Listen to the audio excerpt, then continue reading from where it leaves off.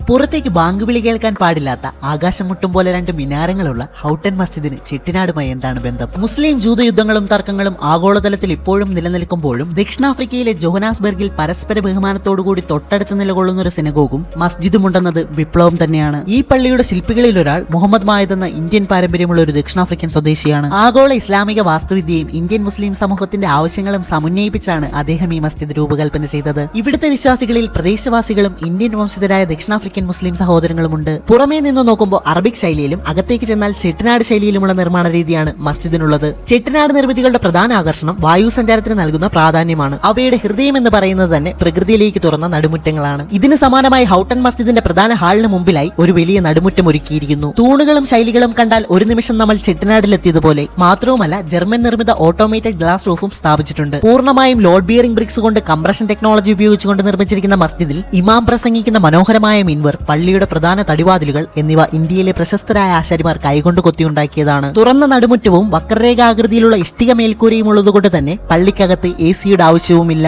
ഒരു കാലത്ത് കറുത്തവർഗ്ഗക്കാർക്കും ഇന്ത്യക്കാർക്കും പ്രവേശനമില്ലാതിരുന്ന പ്രദേശത്ത് 2000 പേർക്ക് ഒരേ സമയം പ്രാർത്ഥിക്കുവാൻ കഴിയുന്ന ഇസ്ലാമിക കേന്ദ്രം നിലകൊള്ളുന്നത് ദക്ഷിണാഫ്രിക്കയുടെ ജനാധിപത്യ വിജയത്തിന്റെ വലിയൊരു അടയാളമാണ്. ഹൗട്ടൻ പ്രദേശത്തിന്റെ ചരിത്രപരമായ പശ്ചാത്തലം, മുനിസിപ്പൽ ആൻഡ് റെസിഡൻഷ്യൽ റൂൾ, മറ്റു മതവിഭാഗങ്ങളോടുള്ള ബഹുമാനം എന്നിവ മുൻനിർത്തി പുറത്തേക്ക് കേൾക്കുന്ന രീതിയിൽ ഉച്ചഭാഷണിയിലൂടെ ബാങ്ക് വിളിക്കാൻ പാടില്ല. ബാങ്ക് വിളി പള്ളിയുടെ ഉള്ളിൽ മാത്രമായി പരിമിതപ്പെടുത്തിയിരിക്കുന്നു. മതസൗഹാർദ്ദവും മാനവികതയുമാണ് ഒരു ജനാധിപത്യ രാജ്യത്തിന്റെ പുരോഗതിയുടെ അടിത്തറ. പിറന്ന മണ്ണിനേക്കാൾ വലുതല്ല മതവും ജാതിയും വർണ്ണവും എന്ന് ദക്ഷിണാഫ്രിക്ക തെളിയിച്ചുകൊണ്ടേയിരിക്കുന്നു.